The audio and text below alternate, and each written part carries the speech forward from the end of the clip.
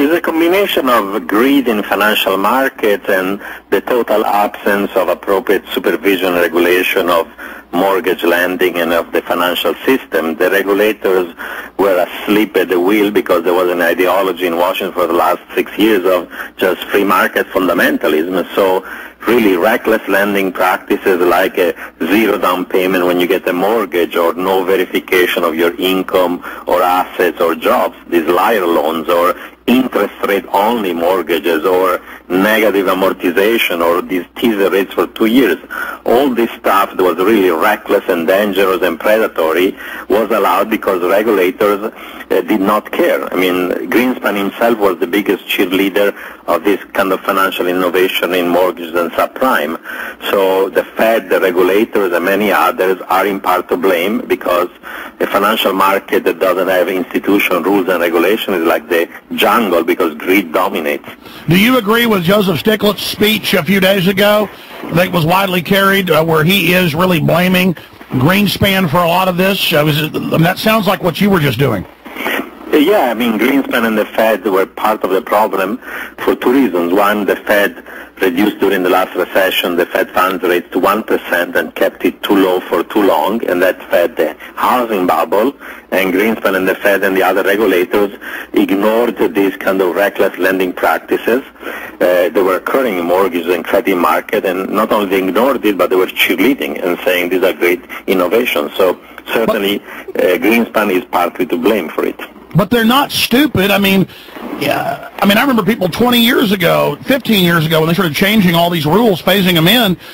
Ron Paul was saying 20 years ago that this was going to happen, and he even predicted that it would happen in the 2000s. So, I mean, they just recklessly did this? You don't think they had any premeditated idea to just pump out all this liquidity, then they would make personal profits and then leave us with the bag? Certainly some financial institutions, there was this kind of wrong incentives. They knew that they were gambling for redemption, making risky loans, and then when things go wrong, maybe the Fed comes and eases monetary policy or bails them out. So that's part of the problem, what economists refer as moral hazard. When you have insurance, your behavior is going to be dangerous and reckless. And there is even now expectation in Wall Street of banks and investors are being bailed out by the Fed or by the government. There are already plans for bailing out financial institutions from their own trouble. Now, that would be wrong. Well, I'd like to know why you say it's wrong. I agree with you, because they're going to bail it out by further inflating the currency, which then causes other countries to stop buying the federal securities, which further destroys the country, doesn't it?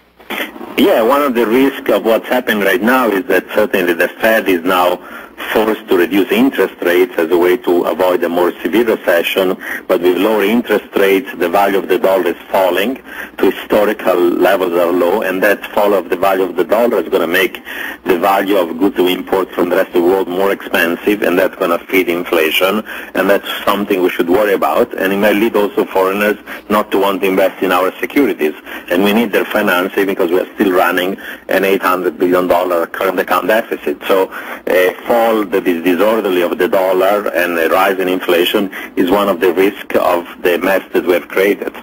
Professor Roubini, you've written a book that I've read excerpts of, including Bailouts or Bail-ins, Responding to Financial Crises in Emerging Economies, Political Cycles, and it goes on from there. This looks like gunboat diplomacy to me, where the big central banks go in and loan money to third world countries, wink, wink. The dictator doesn't pay it off, then they come in and seize the assets. This just looks like they're treating the U.S. like a third world nation, literally strip mining us, as you said, predatorily, creating a cycle where they get all the power and then implode the economy and pick up the pieces. But you're saying it's also now endangering them. Have they gotten so greedy and so predatory that they may fall into the pit that they dug? Well, you know, they might be greedy, but part of the problem is we created this mess ourselves. We spent the last 10 years spending more than our income and running the current account deficit, and therefore we have to finance it by foreigners buying and lending us money. Until recently, the foreigners were willing to just buy low-yielding treasury bills. Now they've gotten tired. They said, if we have to finance the United States, we want to buy your land, your firms, your gems, your real assets, and that's the phenomenon of these sovereign wealth funds that are now putting hundreds of dozens of billions of money into the U.S. Equity market or into buying U.S. corporations. But isn't it those... As a debtor, if you have to borrow, you cannot be too choosy on whether you're going to borrow in the form of debt or equity, and foreigners now are telling us we're tired of having low-yielding T-bills, we want your assets. And they're right. First, we have to tighten our belt before we can say anything to the foreigners. Well, that's the same thing, though. A lot of those sovereign wealth, rich elites in Europe, they're the very ones that gave political contributions to the groups that loosened all of the regulatory precautions. Yeah, I mean, there were lobbyists that were mostly domestic. There were also some foreign ones. Certainly the lobbyists for the financial institutions created this mess in which they said, don't mess with the financial system, don't regulate, don't supervise, market knows best. And unfortunately in financial systems, if you don't have rules and regulations, the law of the jungle, because the greed is the main driver of the decisions of investors. And you need to control that. Nouriel Roubini, professor of economics, PhD, advises the U.S. government. We've got a quick break and then 5 minutes on the other side. Please stay there, Professor. I want to come back and talk about how what's happening in the U.S. will affect the rest of the world as well. We'll be right back.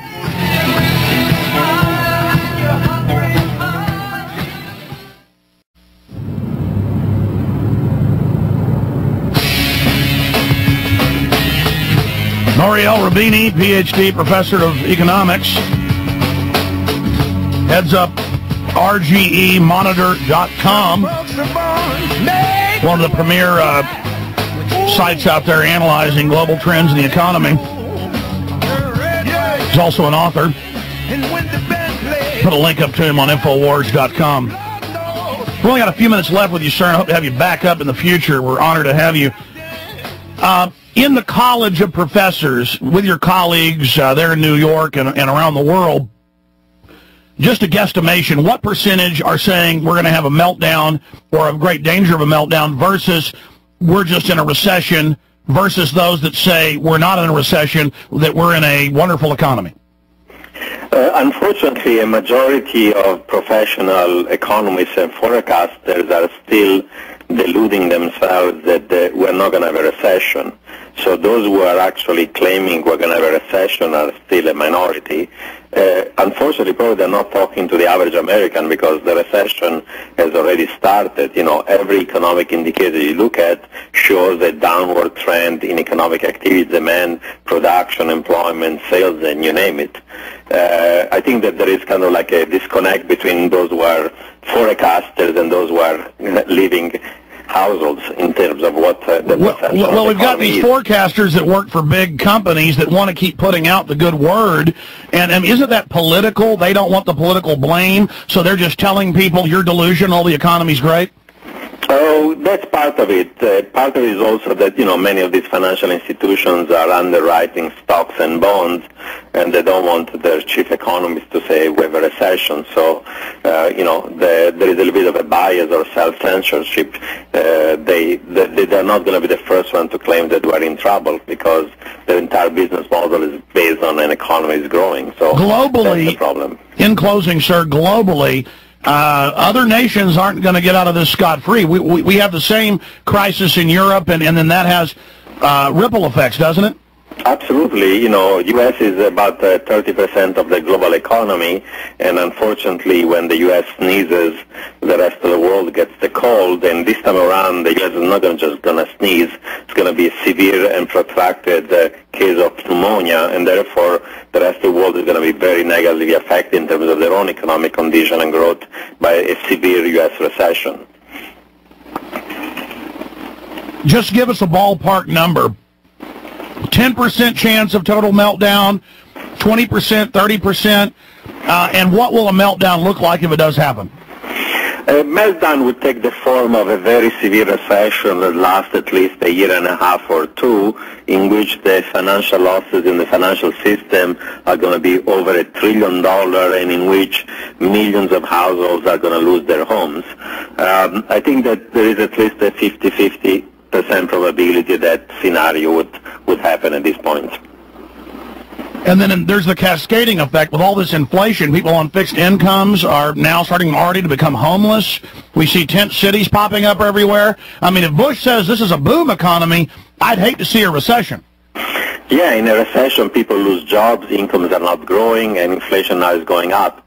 So it's a major squeeze, and certainly those that are at the bottom of the income distribution who have not done very well in the last few years are going to suffer even more. The poor, the homeless, the people who have lower income, and it's going to affect even the middle class. Today there is a middle class malaise because cost of education, cost of healthcare, cost of energy, everything is going up in price, and incomes are not growing very much. So it's not just the working class, it's also the middle classes that are squeezed. RGEmonitor.com, Nouriel Roubini, we really appreciate you spending time with us, sir. Thank you. Pleasure being with you today. Take care. Yeah.